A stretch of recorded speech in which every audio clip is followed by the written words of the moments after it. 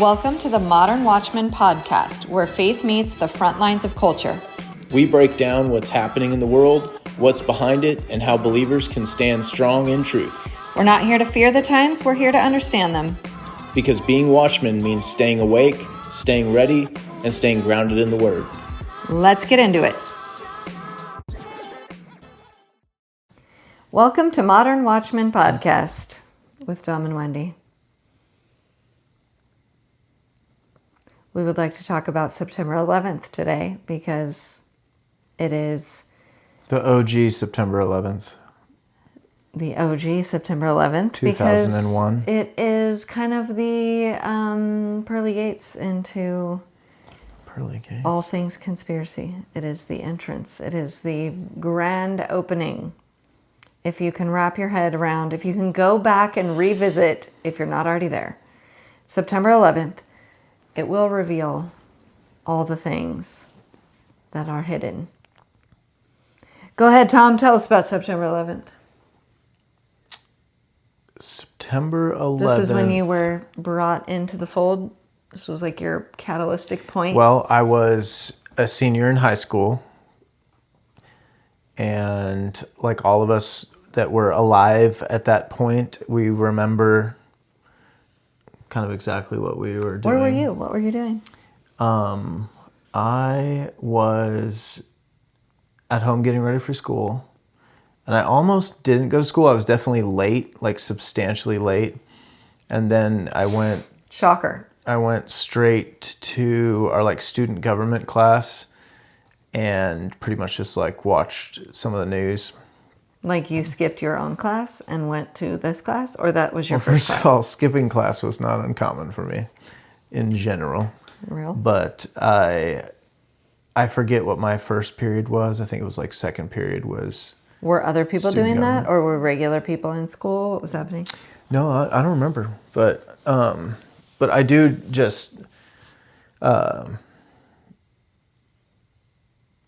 I mean, I have certain like images that I remember, you know, from the newscast very clearly. Like this particular one, which I've really never seen the full clip shown again. I've seen clips of the clip since, but there's a angle where some of the FDNY guys, there's like 4 or 5 in a group, but there's kind of just a straggling crew or group of them that are walking. There's probably like a dozen or 10 or something in the shot all together, but there's like one core group of them, and they're all walking towards the towers, and you know, just standing there and sitting and watching the coverage. Like 20 minutes later, you know, the buildings come down, or the first building comes down, and like 5 or 10 minutes later, like 2 firefighters come out. And it was just that like realization of like the beginnings of the realization of like what was happening there. And then that's what I was looking up. Like, I didn't listen to this obviously the day of, but later on in my life, I listened to, well, not that much later on, but like a couple of years later, discovered the dispatch audio for FDNY of them calling out the engines and the trucks, the response to the towers. And like, I still can't listen to it without like tears coming to my eyes. I don't really even know why. I know you it's mean like a weird thing to say. when they're initially calling them to respond, or when they're calling to see if who's responding back, like who's okay, who's alive? Well, the whole dispatch tapes are like 4 hours long with the silent parts cut out. So even the condensed ones are like 4 hours long. But there's really like 2 dispatches where there's the initial, you know, plane has hit a tower kind of dispatch, and then there's when okay, you've got to stop that. The yawny voice. It's going to sound terrible in the podcast. Just pause, yawn. Got it. And then carry on. Pod etiquette. 101. I mean, think of someone listening to this at like 9 a.m, cannot be hearing all of your yawnings. Anyhow, full of energy here. The man's second... lounged out with his feet up. This is not helping. You're making me yawn. When the first battalion chief or whatever it is, division chief gets on scene and realizes what's going on, he calls for the world too. But basically, it's just incredible to listen to because it just goes on and on and on as the dispatcher reads off engine companies. Because, typically in like most towns in America, it'll be like, engine 1, engine 2, truck 3, battalion 1, respond to a structure fire. You know what I mean? Like it'll be like 4 or 5 or 6 units. And this is just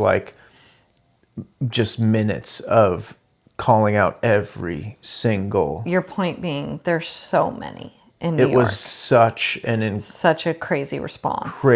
Probably never like unprecedented. I wouldn't imagine there'd be an emergency in the city. I mean, think about like need that sort of response. Think about one acute event, one scene, not like Hurricane Katrina like happened over a period of time and involved probably more people, but this is like one emergency scene to respond to.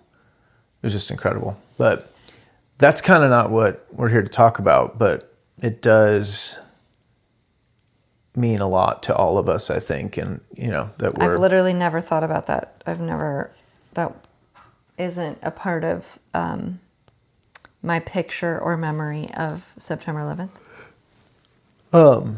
Interestingly enough. Well, and it's like 9/11 is definitely a big, it's interesting to me how like a lot of police officers died there too. Mm-hmm. And I don't know how many police officers died, but like in the fire service, the number 343, and maybe that's like, I don't know if all Americans know that. I've never heard that number, no. Never heard that number, wow. 343. That's how many firefighters died.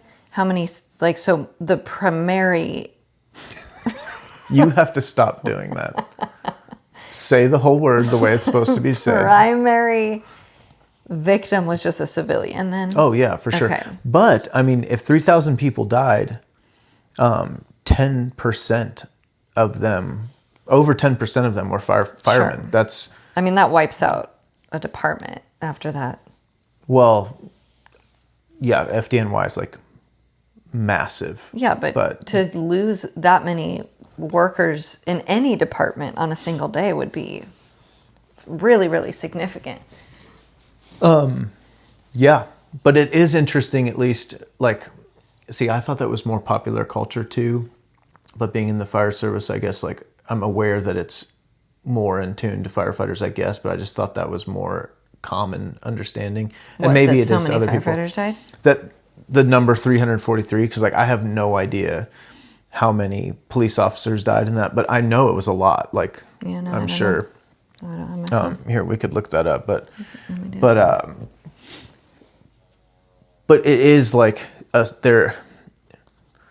it's interesting, just because the fire service in particular, it is first off, the FDNY is kind of the America's fire department in firefighter terms. And we all look up to that department. We did before 9/11 and definitely after 9/11.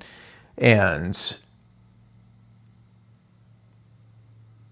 it's just such a marking event in the fire service in particular. Just 72.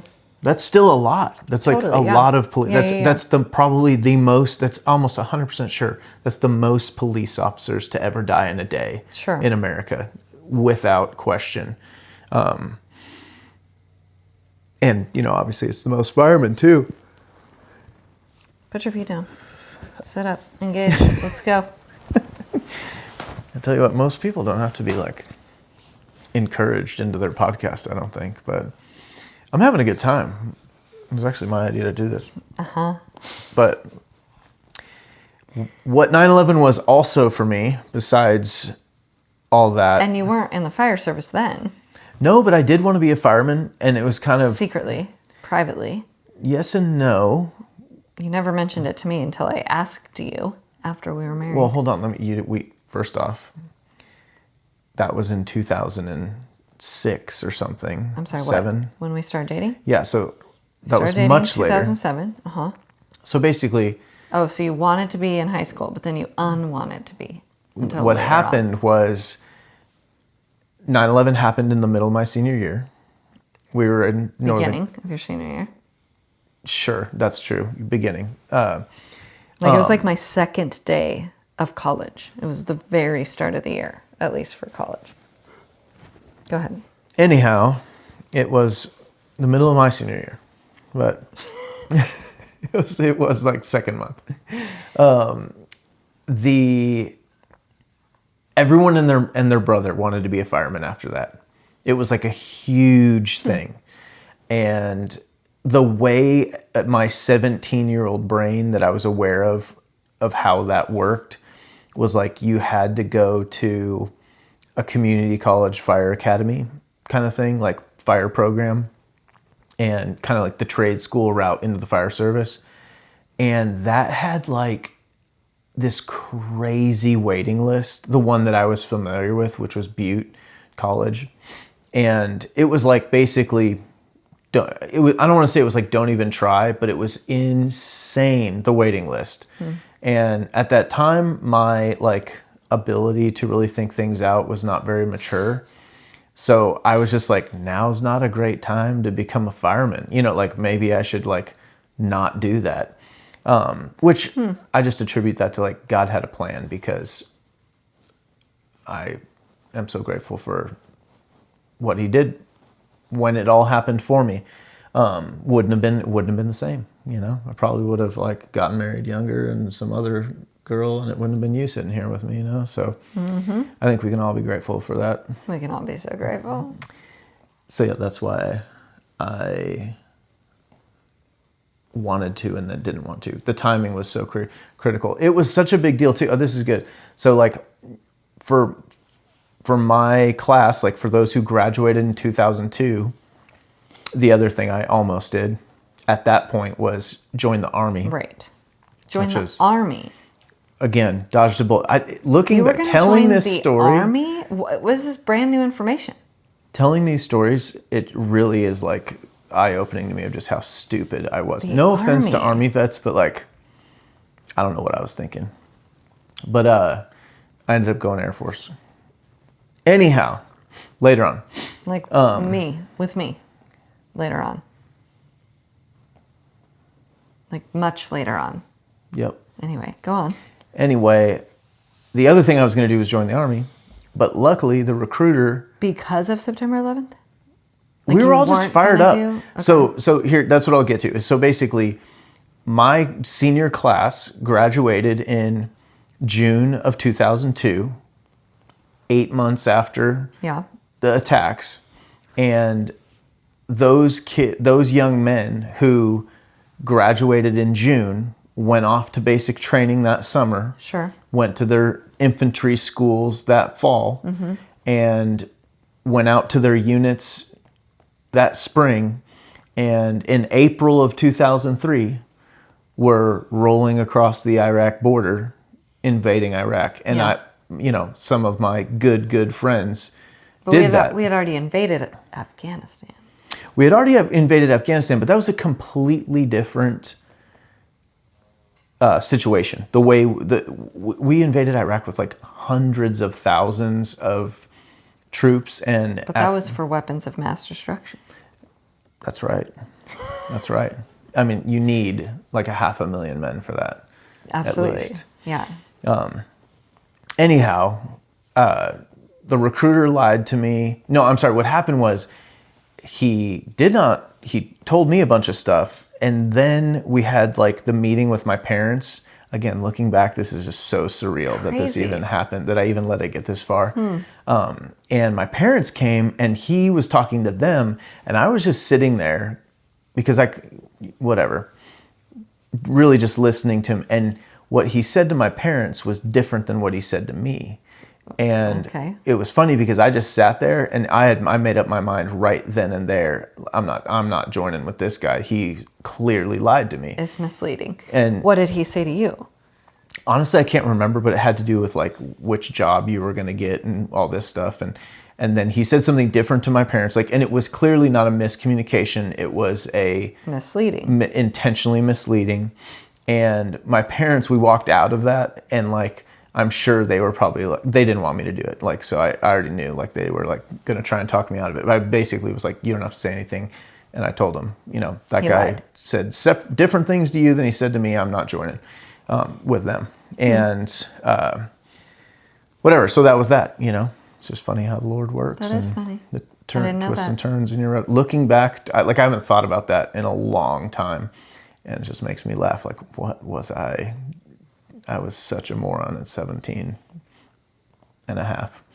But anyways, the events of 9/11, not just the narrative that we're aware of, but what I came to understand, the reality of what happened there, to actually be shaped and formed the lens with which I look at the world and at our government and how our government actually works.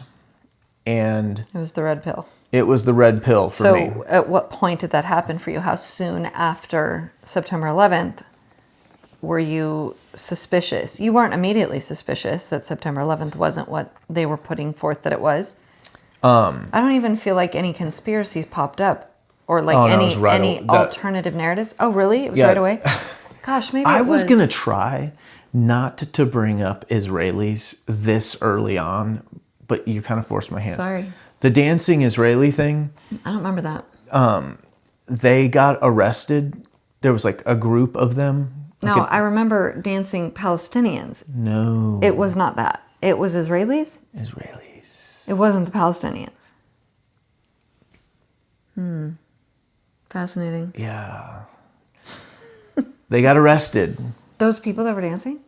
because they were cheering. So Oh, yeah. No, bad news bears. But Yeah. why we don't do that now? We'd be arresting so many people for cheering on Charlie Kirk and cheering on all these. No. The reason why they got arrested initially was because it appeared as if they had Suspicious. foreknowledge of the event. If you're standing all in a group on a rooftop watching Manhattan on the day that the Twin Towers Yeah. both get hit by airliners. Were they in the United States?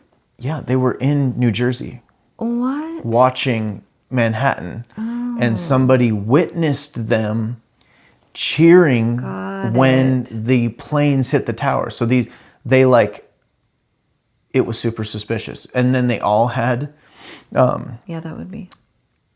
Middle Eastern passports, and at the time, the law enforcement didn't know, who was what, and Osama bin Laden had not yet been officially tagged. So, they got arrested and they were held for a little while, and then they got like Tucker Carlson said, the passport violation or the visa violation, and got booted back to Israel. But they were, so then later on, Israel apologized and acknowledged that those were Israeli intelligence assets, and that they apologized for not, they thought they had made us aware enough of September 11th, but apparently had failed to do so. And they actually apologized for Wait, what? that. Even though they had people standing on a rooftop, taking pictures, looking through binoculars, watching the event unfold And then before cheering. it happened. And then cheering. And then cheering. Now you ask, why did they cheer? It could be because they were a part of planning it or allowing the event to happen. Or it could be that they were just glad that now the United States would really be an ally with them against radical The bad Islam. news guys. So you're saying that when they were arrested, later on they said, oh yeah, no, we did know it was going to happen. We thought we told you. Basically, they said that they warned us, But here's the thing. They said they warned us, and they did, of an imminent, large terror attack. Okay. But the funny thing is that, so that's not, they didn't say like in Manhattan, they didn't say in New York, they didn't say on the East Coast, or maybe they did say the East Coast, I don't know, but they did not say the specifics. But then they put their people specifically in a place as if they knew exactly what was going to happen. Okay, crazy. So they didn't tell us what they really knew. As of this very moment, right now, in 2025, the narrative is not only they knew it was going to happen, like they meaning our government. That's now like the way the narrative goes. And let's kind of talk about what the narrative was in post 9/11 versus what we know today. Okay. Initially, I would say within the 3 or 4 or 5 months of 9/11, what was coming out was that the FBI missed these guys. You know, they came in. We all know that the terrorists came and trained to fly planes in the United States, and we all heard the stories of like, oh yeah, they're not interested in learning how to land. Yeah. It's like, it's almost comical, and I'm not even sure if some of that is actually like fully true, because these guys weren't that stupid. But either way, like that stuff is true. It's just that there happens to be so much more to the story. So the big thing that... But the initial narrative out of just on the other side of September 11th was that we're completely caught off guard. You know, obviously there was no suspicion immediately, wide suspicion that the government knew it was coming or could possibly be involved. And by the government, I mean our own, right? That was not a pervasive thought. It did come to light that there were all these missed signals. And... Well, I certainly wasn't aware of that. Well, here's the thing. This is an important part of understanding. This is a good thing to cover, because there were all these missed signals, like, well, let's just use the example of, some flight instructor called and said there's a Muslim guy who's learning how to fly but doesn't care how to learn to land. You know, like these reports were coming in. This is the narrative of the time, that nobody acted on or something. Like the proper things didn't occur.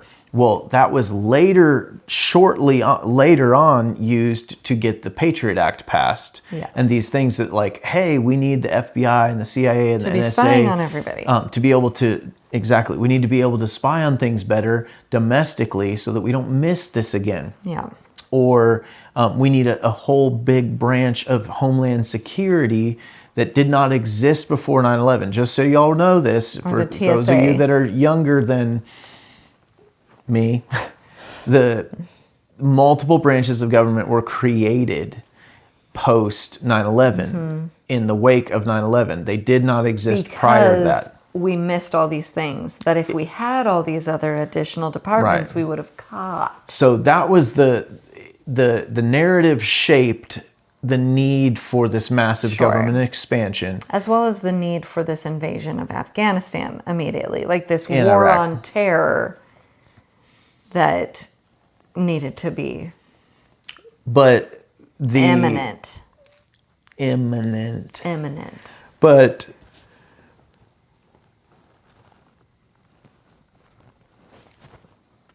hold up. Much better. So where was I? The Department of Homeland Security. All these departments were created. The narrative around these tips that weren't picked up by the FBI helped to form the argument for all this government expansion. Now, the reality was, and I would highly, highly, highly recommend you check out Tucker Carlson's 9/11 series. It's current. Like it's coming out in real time right now. 1, 2, 3, and 4 are out right now. But what it basically details is, so we have like... what they knew. 18 or something intelligence agencies. we are typically familiar with like the CIA. You know, that's what we think of as like the spy organization of the United States. But the NSA is the largest intelligence agency, and this is actually something National Security Agency. And actually something that I've learned that from Tucker Carlson's special that I really missed was all these years is that we tend, even I like fell for mostly focusing on the CIA, but it really was probably mostly the NSA that did the dirty work. And that's kind of like, oh man, and understanding the deep state and how this organism works. It's very complex and convoluted sometimes, but the 9/11 Commission report only focused on the CIA, what the CIA had done, and basically made no mention of the NSA. Which was larger. Massively larger, but most importantly, it's like you can basically, if you keep the conversation over here, you can say American intelligence had no idea this was coming, or this is what we did know, but this is what we didn't know.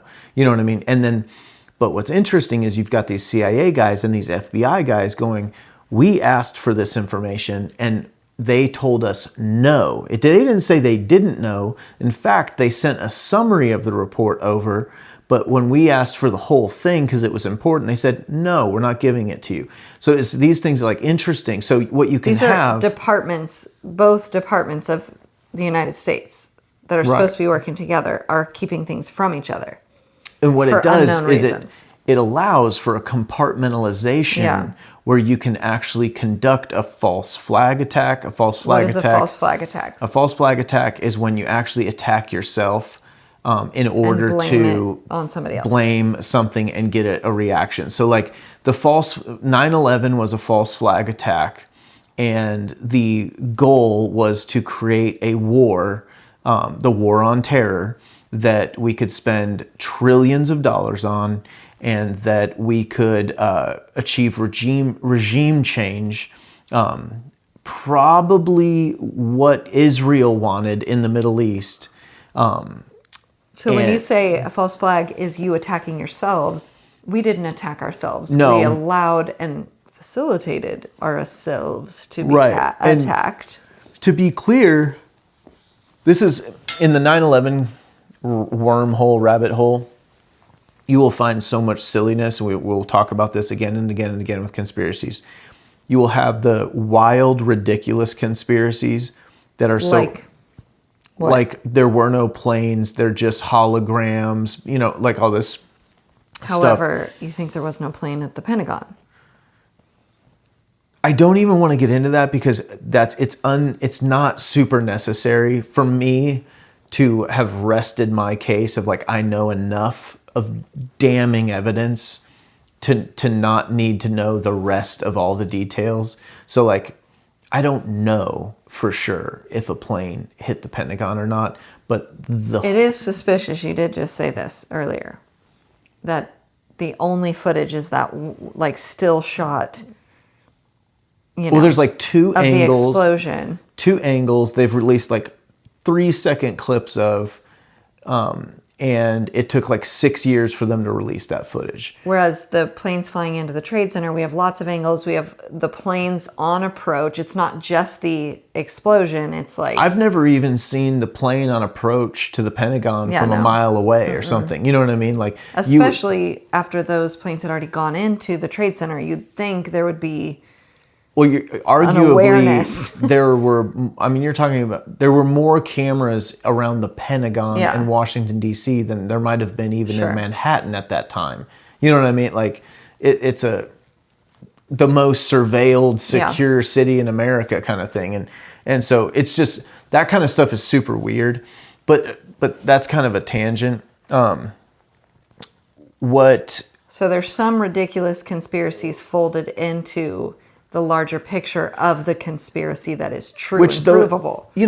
Just a quick reminder, those wild, silly conspiracies are put out there to discredit people who are questioning the narrative in a very rational, reasonable way. So I can sit here and go, no, I believe the planes hit the towers just the way that we're told they are. That all happened. The conspiracy is in the pre-planning of the event. Well, the conspiracy can be as simple as, it doesn't have to be this incredible conspiracy. What I would propose, just propose, is that we got wind of a terror attack being, it doesn't even have to be that we planned it or put people up to it. We got wind that Osama bin Laden, Al-Qaeda, was planning a large terror attack to fly airplanes into the World Trade Center. And rather than stop it, somebody said, this could work. Hold on a minute here. So that think is about what this you would think. What you just That said. is what I think. Okay. I think that in the highest echelons of our bureaucratic state, that somebody said, this is more valuable to us Never let a crisis if we go let to it waste. happen than it is if we stop it. And unfortunately, that is the world we live in. Because when you have characters like John Bolton, Dick Cheney, the Bush family, all of them. I mean, both sides of the aisle, but, massively corrupt people that remember the vice president, Dick Cheney, was an owner of Halliburton, which was their massive oil company, does a ton of business in oil fields. And guess what you have to do after you invade a company like Iraq? Or a country like Iraq? You have to move in and secure the actual infrastructure. Not to mention Halliburton got billions in contracts for servicing the supply line-ish kind of stuff for the invasion and the post-invasion. But again, it's just this stuff is obvious, and all they had to do was basically put up the bumpers and let Al-Qaeda's bowling ball get to the pins. But we created Al-Qaeda. Well, that's another element. So I'm more sinister in my assumptions about this conspiracy and how far back it goes. No, and I like that because I think, but here's what I'm getting at, is I'm giving you the most mundane, simple thing. That's pretty actually 100% provable at this point. 100%. No, this is a proved conspiracy. We may be able to prove further elements of sinister, further layers of it, but it's actually verified at this point in history that we knew it was coming. We knew exactly who they were. We knew where they were. And basically we held the door for them. We made sure that when the FBI was onto them, the NSA ran defense. No joke. This was not missed tips. This was someone had their arm in front of the other guys going, no, you can't touch those guys. It was that bad. I think it's just so important to drive home that we talk about conspiracy theories. This is not a theory. This is what is provable, known fact now, and known for a long time now. But most certainly 2025, this is not stuff that is well, that could have happened. It's no, this is exactly what happened. And in fairness, but it happened with Pearl Harbor. It's this is what MO. So many of us have been saying for 24 years or 20 plus years. And it's been drowned out by the voices that say, oh, that's just crazy conspiracy theories. Because those people haven't looked into it, and all they've heard about the conspiracy theorists is that they think it's a hologram, and they think it was this, and they think it was that, and blah, blah, blah, blah. Well, it's the cognitive dissonance of going, you have to cross over that line of, oh, everything is as I thought it was. And this is the most catastrophic, event in our lifetime, if not one of the most in history. That's not a actual battlefield, right? That's a big jump to go, things are just what I thought. to our government absolutely allowed this to happen to us. They knew about it and allowed us to happen to us. That's a big jump, actually, especially if you're not a conspiracy theorist, like you've not already had thoughts like that.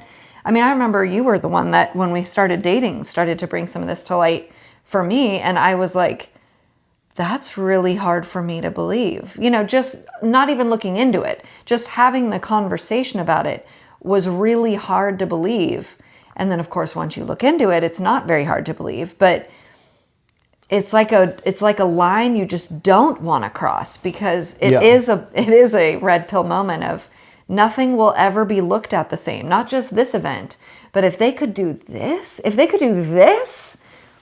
oh my gosh, of course they could do these little things we're talking about, these little manipulations that are happening all the time. And that's why I say, like, it's the foundation of, like, it's the red pill foundation. Yeah. Because when you understand that your government could be complicit in something like 9/11, well, then the rest of history post 9/11 or even makes total sense. Oh, absolutely. You look at JFK, you're like, well, okay. But at the very least, you can establish if they were doing it at this point, everything after that must be called into question again.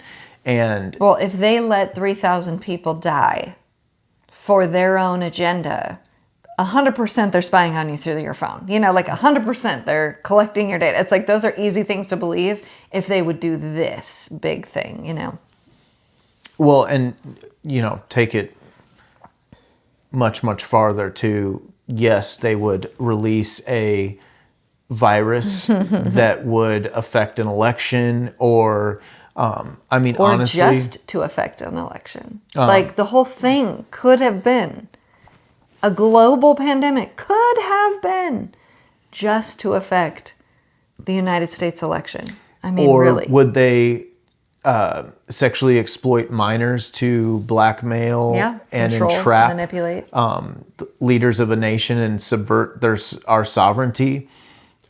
Yes, they would. You know, it's without like a thought. Everything is based on, or it's not that everything is based on 9/11, but once you know that 9/11 is true, and I think I say 9/11 because it is so provable. We have the history, we have the research. Is true. You mean the conspiracy behind 9/11 is true. Our government's complicity. Yeah, complicity. Our government's No, not complacence. Not complacence. Complicity. No, they were complicit. They were complicit. So our government's complicity. I'm going with it. Do it. I may or may not be right. You're making me second guess myself, but I did almost join the army once, so who knows? Anyhow, when you understand that, when that sets in, everything's more believable. You start to look at the world a different way the rest of the way through the last 24 years. World Trade Center building number 7 was, for a long time, this is going to be kind of weird, but like, I kind of equate like coming to the reality of 9/11 is similar to kind of the way I came to Jesus, and that like I couldn't, with Jesus, I like wasn't willing to commit until I got all the answers. And when I finally like got the realization, the revelation that like, no, I commit, and that's the path to the answers. You know what I mean? Does that make sense? Like the whole time before that, I was like, you know what? I'm not gonna believe this until I get these answers that I can't answer for myself, you know? Where once I was like, you know what? I'm going to believe, then the revelation The thing comes. is, like, I believed these certain things, like, particularly, like, proof in nature of God's existence. Like, when I just, like, I think it's, like, just in us, where I'm, like, you're out in these beautiful places. I backpacked, I hiked, I fished, all this stuff all over constantly. And it was just, like, nature just screams creation. You know what I mean? The beauty of nature just does not scream accident to me, you know what I mean? And so it was like that kind of thing. And so to bring it back to 9/11, World Trade Center building number 7. Building number 7. The third building that fell that day. That a lot of people don't even know happened. It's amazing to me how many people just don't even realize this happened. So that's on purpose. The Twin Towers, there is a building in between, I believe it's Tower 1, and then building number 7. So they're not right next door to each other, right? And both towers had fallen, and then hours later, building number 7 falls. And there's so much to that. That was the thing that convinced me and so many others that this is not what it seems. That was the telltale sign that it was like the giveaway that it was not right. And if you latched onto that and started looking, you started to see all the other stuff too. It's funny because I remember talking to my mom about this, like, gosh, years ago when we were trying to get her to just come along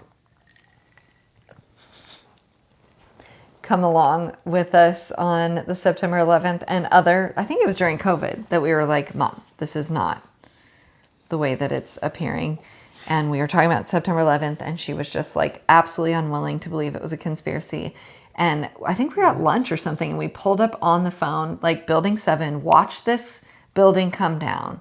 And it was immediate. You watch it one time and she was like, oh, like just right away was like, yeah, that does not look right. It looks absolutely like a controlled demolition, even to some, like I didn't give her that. I didn't say that. I just showed her the video and she was like, oh, that seems weird. Why would that building come down? Why would that building come down, period? And why would it come down like that? You know, that doesn't make any sense. There's not even, the towers did not fall on it. It does not make sense. Yeah. And then of course the big immediate, thing was the BBC reported. Yeah. I mean, you just can't even make this stuff up. No. It's incredible. And this it is was like multiple news stations. This is from day one. Like this happened on 9/11 and you can still watch that footage to this day. We just watched it tonight. A BBC reporter reports that building number 7 has fallen, and it's in the background of the shot behind her, and not for another 31 minutes or something. Does it fall down until it actually? That's really uncomfortable. Falls. That one's wild. That's so crazy. And there's actually. And that's before AI, y'all. That is before you can fake a video. Bringing like back the dispatch traffic, there is radio traffic where they talk about evacuating that building because they're going to pull it, and it's pretty clear they're referring to a controlled demolition, and that's on radio traffic. And then isn't there a command caught on that traffic also? I don't know about that so much, but there's also some great interviews with the guy who owned the building and had taken out crazy insurance, massive insurance policy on it, literally days before, or finalized it days before, and also in this interview refers to, I don't know if he meant to say this or he just like forgot to not say talk about it in the right like tense, but basically, he said how they made the decision to do it, like to let it go. I was like, what do you mean? What do you mean you made the decision? I thought this building just fell down because of the towers. Like, what decision was made? It's just very interesting. You don't make decisions on a day like 9/11 for buildings to come down. For buildings to come down. Like, you don't have control over that. You either do or you don't. Well, and of course there is the convenience of the literal issue with the files that were lost in that building. And wasn't that like in a congressional hearing? Well, the big files thing, this was another thing that screamed when I've got a famous line called, I don't believe in coincidences. And part of it was inspired by this, is In your song, you're saying. in a You song wrote a that I lyric. wrote, a lyric, that I don't believe in coincidence, In no coincidence. coincidences. But anyhow, I'll link it in the show notes. the Pentagon was hit in a perfect spot where they lost the files, the records, I should say, on literally the day before 9/11, on the 10th of September. They came out and said that, oh my goodness, we can't find like the receipts for where like $2 trillion. Now, mind you, back in 24 years ago, They actually trillions were tracked it. even more than they are today, because we've lost about half the value of our dollar since then. But they had lost like some multi-trillion-dollar number in the Pentagon. And They did not know where. and the following day, a plane allegedly crashed into the Pentagon and burned the offices where those records were kept. Now And- we'll never know where that and money we'll went. never know We'll where. just never know. I kid you not, Donald Rumsfeld gave that press conference and said those exact things. Because we didn't have the internet like we do now. There's not files backed up on some disk somewhere. They were physical files and they went away conveniently. Stuff like that. And it's just over and over. There's just one thing after another. You've got Israeli intelligence agents dancing on a rooftop with foreknowledge of the event. You've got And Building they say, 7. sorry, we didn't tell you. We thought we did tell you. You've got Building 7 falling like a controlled demolition after it's been reported on.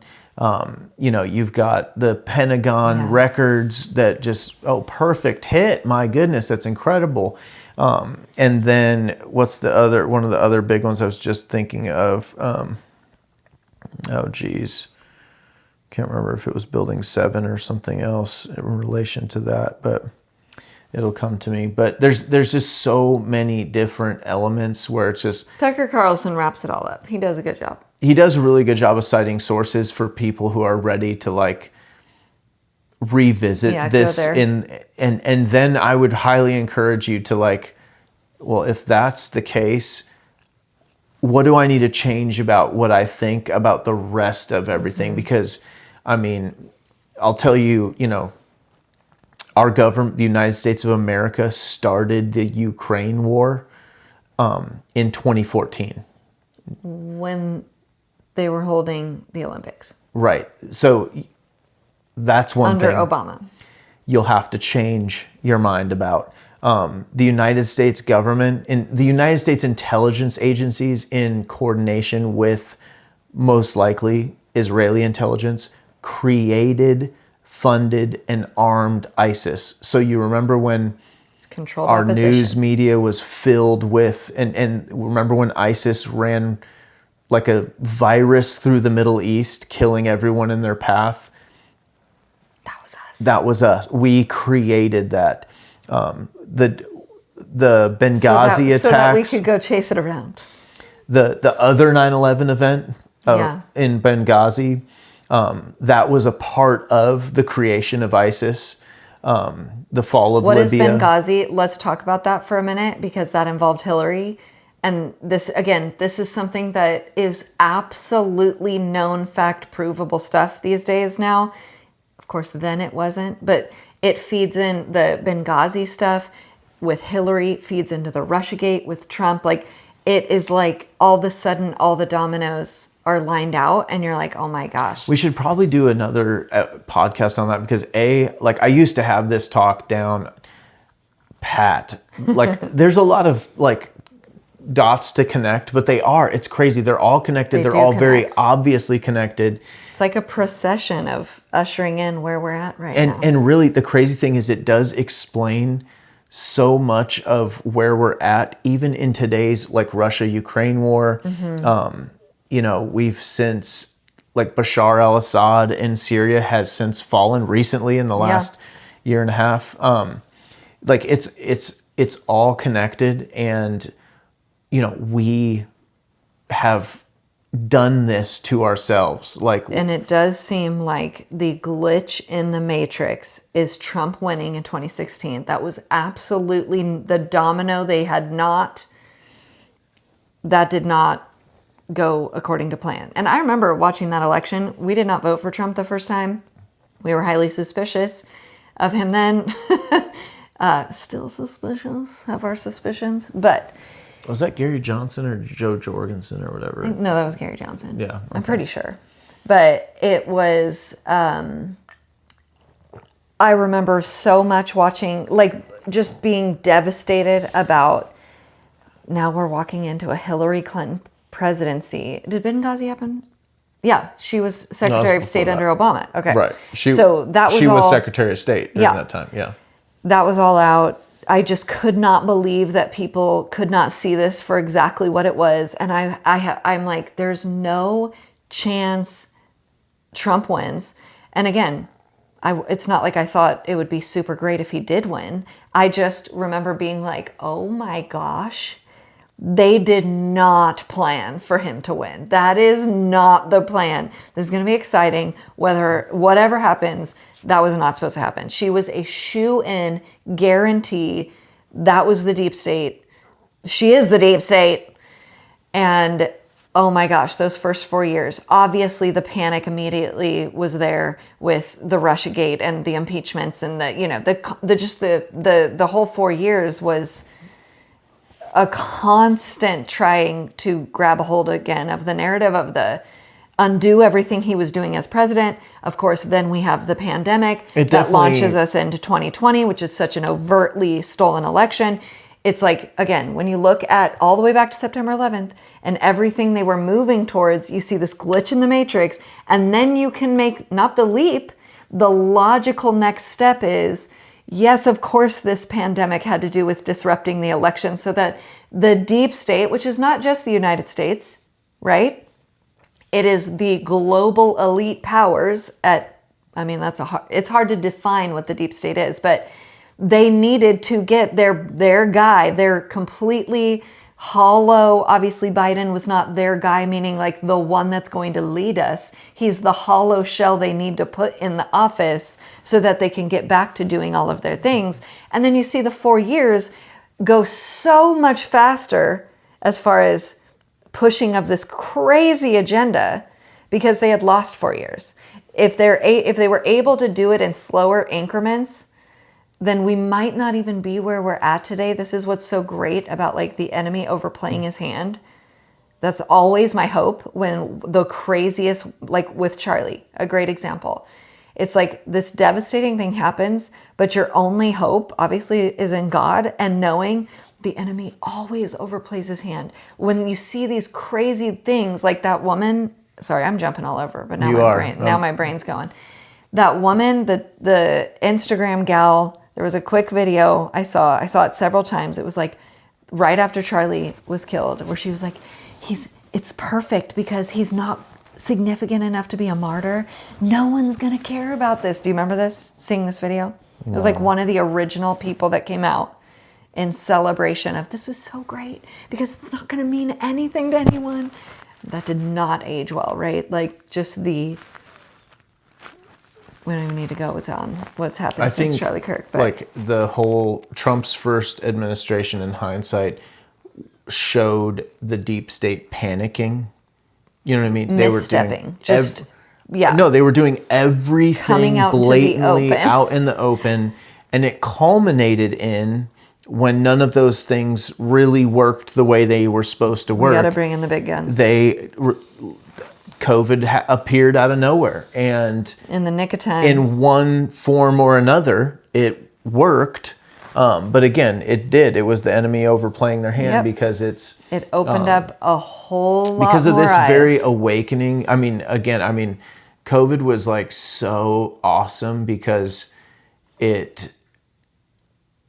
I was just so excited to see. Honestly, I still can't even believe it, that we live in a world where the alternative narratives, aka the conspiracy theories, have been brought into the mainstream, and you can actually proven right.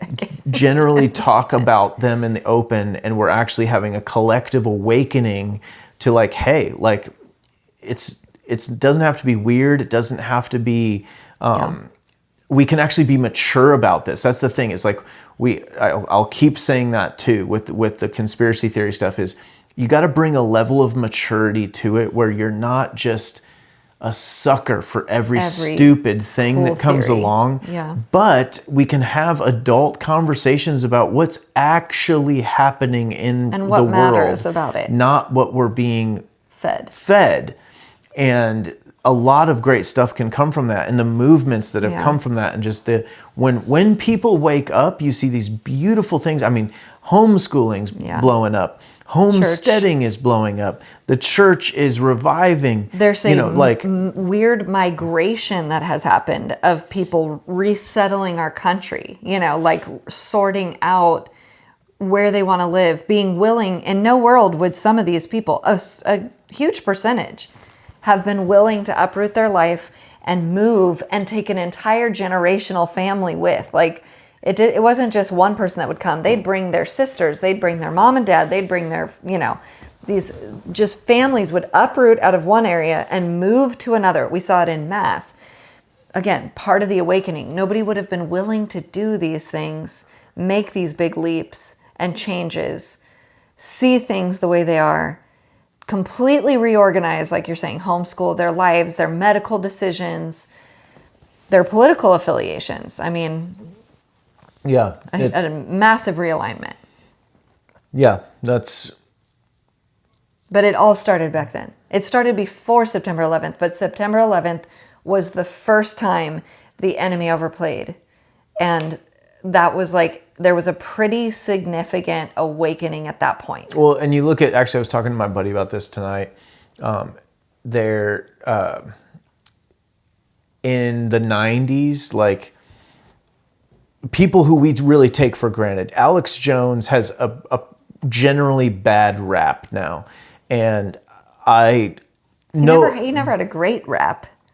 He went from being the lunatic conspiracy guy to Why I can't, let me have my phone real quick. There was a radio show, let me see here.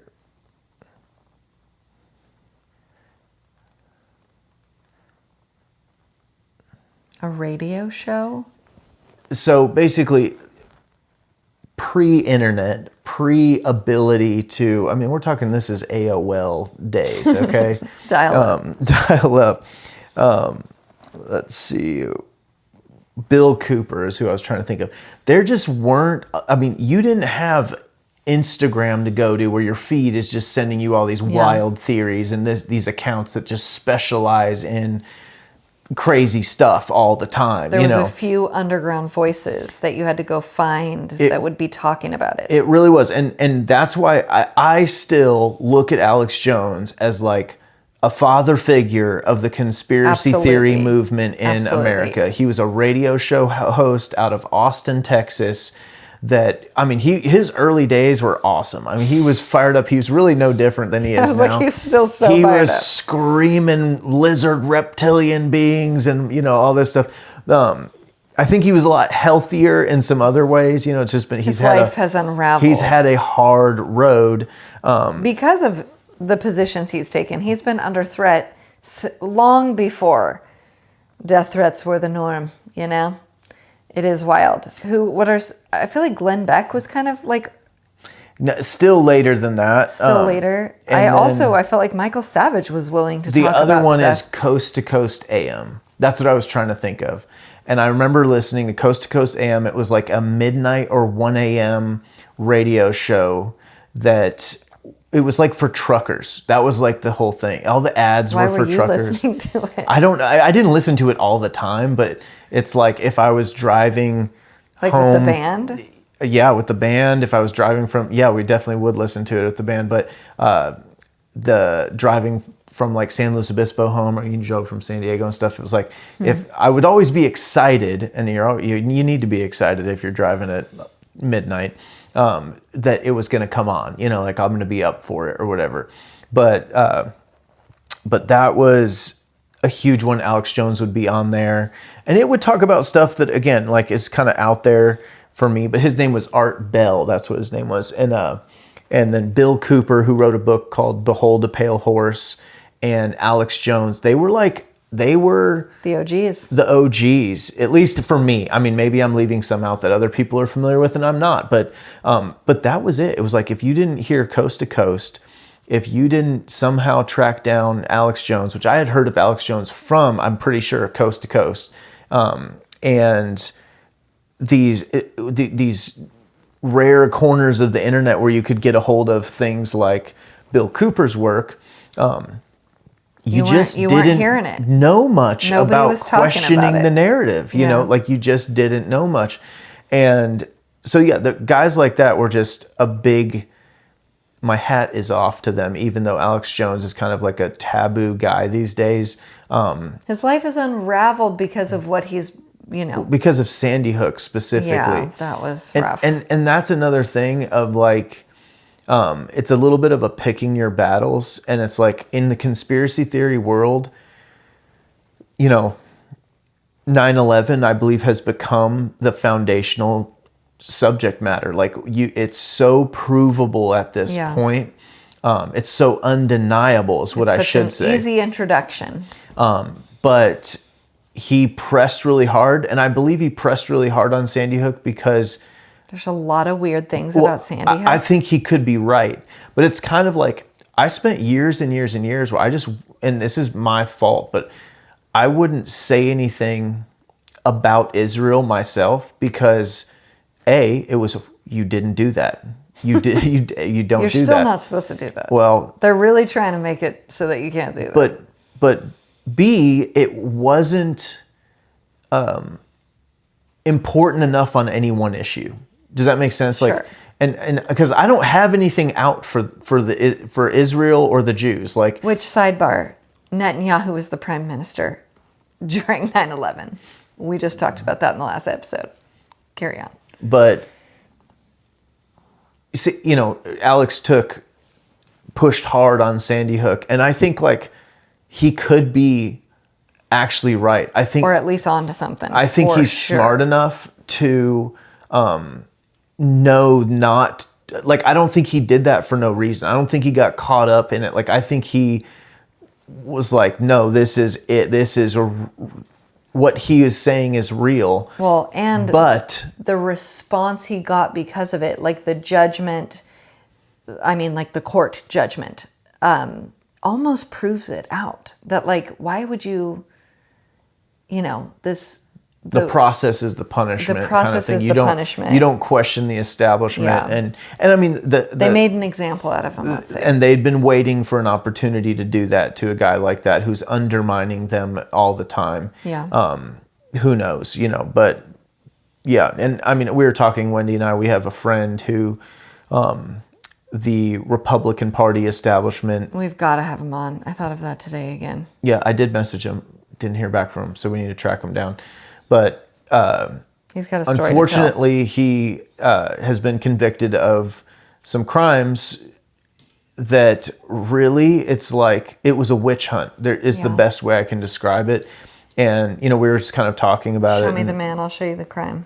Wendy was like, do you think, that he's innocent? I said, I'm at a point where, with the government that I know, the corruption that I am intimately aware of at all levels of government is so bad that, well, I can't tell you that I have first-hand witness account of his guilt or innocence.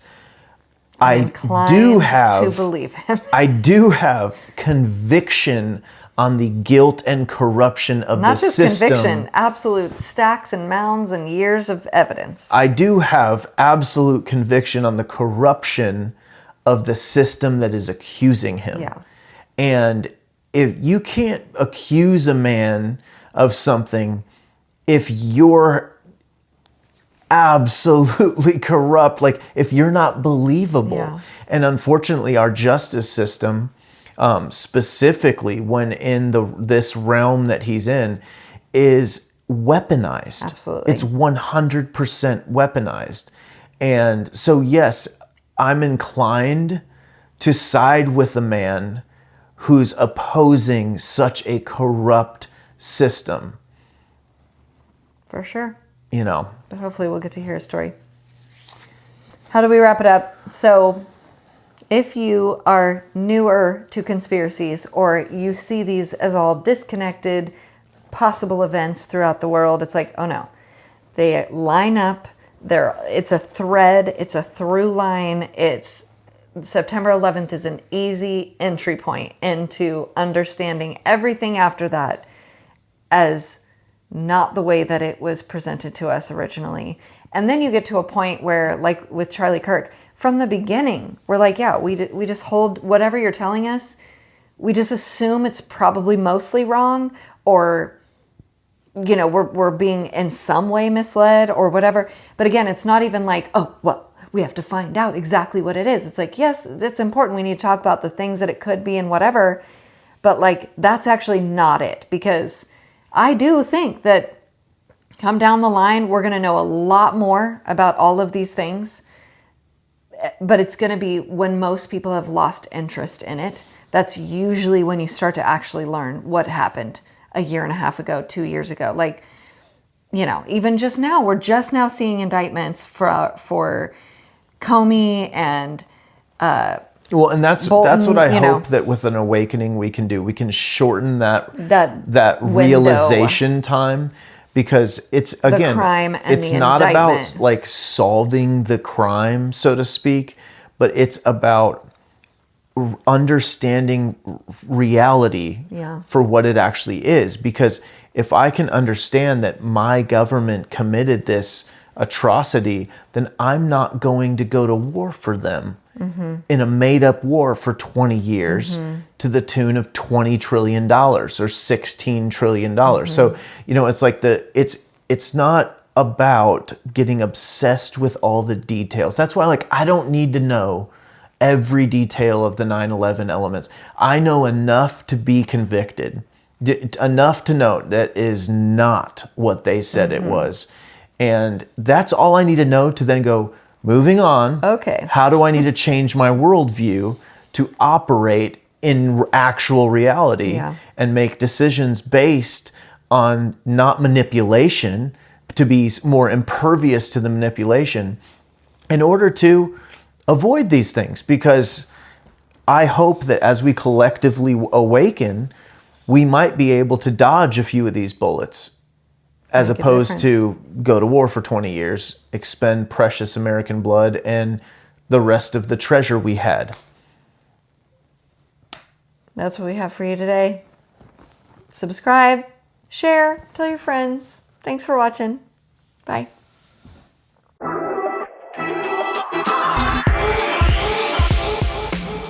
Thanks for joining us on the Modern Watchman podcast. Remember, truth isn't just something we believe, it's something we live out every day. Stay alert, stay discerning, and don't lose sight of the hope we have in Christ. Until next time, Be watchmen.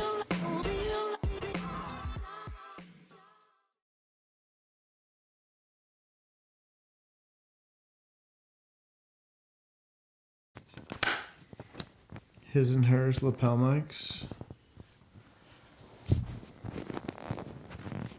Just regular.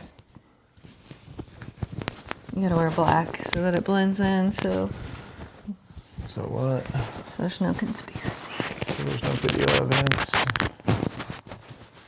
What? When they take you out. Get my sunglasses off. I did it just for you. You did not. I did. I was like, yep, I did it just for you. I also did this for you. Greens. You did not do that for me. What does that even mean? You did it to irritate me? What? Or to confuse me? Wear a hat? At nighttime? To mess around with you. It is. I don't know what time it is. 11-ish. It's not. Is it really? Of course it is. 10:41. Oh Sorry. my gosh. You are the biggest waster of time. You're being ridiculous right now. Anybody need a golden retriever puppy? Spread the word. We have the man, the dad's name is Donald J. Trump III, 2024, prophetic naming in 2022. You're welcome. And we have 5 puppies that still need homes. 5, because we've been so distracted with other things we haven't even tried to... There's bugs. What are you doing? I was looking up some of the 9/11 dispatch audio, but it's okay.